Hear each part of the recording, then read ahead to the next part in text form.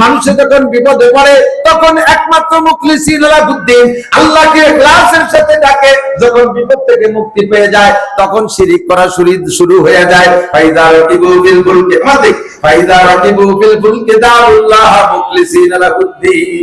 বড় নদী সাগরের ভিতরে অথবা বড় পদ্মা নদীর ভিতরে, এরকম বড় নদীর ভিতরে যখন তুমুল ঢেউ ছাড়ে লঞ্চ বা নৌকায় ছিলেন, এরকম বিপদে পড়ছেন নাকি আমি জানি না, পড়ছেন নাকি জানি না। মুরব্বীরা যখন পদ্মা নদীতে ব্রিজ ছিল না তখন তো পার হয়েছেন, মাঝে মাঝে বড় ঢেউর মধ্যে পড়ছেন না, বলেন সেই সময় আল্লাহরে ডাকছেন, ওই ডাকের মধ্যে কোনো ভেজাল ছিল নাকি? ওই সময় ডাকের মধ্যে কোনো ভেজাল নাই, দুনিয়ার কেউ নাই। আমি কুষ্টিয়া গেছি, আল্লাহর দরগা একটা জায়গা আছে কুষ্টিয়া, ওই জায়গা মসজিদের মধ্যে দেখি এক বুজুর্গ বসে বসে তসবিহ টিপতেছে মাগরিবের নামাজের পরে। ইমাম সাহেবকে হুজুর একটু দেখে আসেন।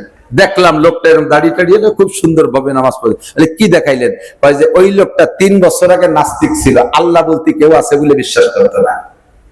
তারপরে এত ভালো হলো কি রে, উনি ওই ক্লাসের কতগুলো নাস্তিক গুছাই নিয়ে কুয়াকাটা গেছে, কক্সবাজার গেছে। কক্সবাজার যাইয়া সমুদ্রের সমতল দেখছে, সমুদ্রের ঢেউ নাই, পানি নীরব, বোট একটা নিয়ে চলে গেছে সাগরের ভিতরে বহুদূর। আর সাগরের খেলা পরিবর্তন হতে সময় লাগে না। উন্ডা যখন ভিতরে বহুদূর চলে গেছে, হঠাৎ করে মেঘ আইসা তুমুল ঝড় আর ঢেউ। এবার ঢেউতে কখন উপরে উঠে নিয়ে যায়, আবার বোট পানির তলে চলে যায়। এই সময় উন্ডা তো আল্লাহরে বিশ্বাস করে না, কেউ ডাকবে কারে? কার কাছে দোয়া করবে? কার কাছে বিপদ থেকে উদ্ধার হবে? তো হঠাৎ করে উনার মুখ দিয়ে বেরোয় গেছে আল্লাহ, উনার একার না, সবটাই নাস্তিক একবারে বলে উঠছে আল্লাহ তুমি বাঁচাও।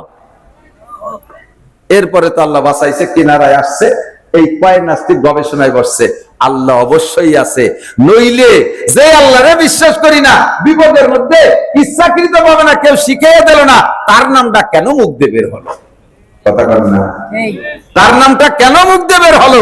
নিশ্চয়ই আল্লাহ আছে, আমি একটু বুঝি আর না বুঝি। ও দোস্ত, এই সময় সাগরের ভিতরে যে আল্লাহরে ডাকছে, এই ডাকের মধ্যে কোনো ভেজাল নাই। ফাইজা রাকিবু ফিল ফুলকি দাউল্লাহ মুখলিসিনা লাহুদ্দিন ফালাম্মা নাজ্জাহুম ইলাল বাররি ইযা হুম ইউশরিকুন। যখন কিনারে উঠে যায় সেই সময় শিরিক শুরু করে। কি কইয়া? আজ যে ধরছিল, বাপ রে বাপ, ও না হলে নৌকো কোনো মতে টেকতো না, মেশিনে যে বসা ছিল তারও টেকনিক কম না। এগুলো সব শিরিক শুরু হয়ে গেছে।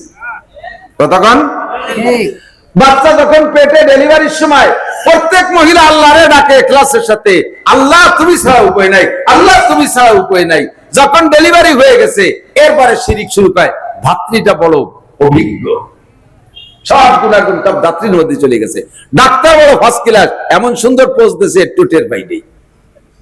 ডাক্তার বড় রাজ বড় অভিজ্ঞ, সুন্দর করে বাচ্চাদের ধরিয়ে নামাইছে। সব প্রশংসা মানুষের দিকে চলে যায় আর আল্লাহর দিকে থাকে না। এর নাম শিরকের সেবা। এর থেকে বাঁচবো, আল্লাহ তাআলা বাঁচা করেন, আমিন।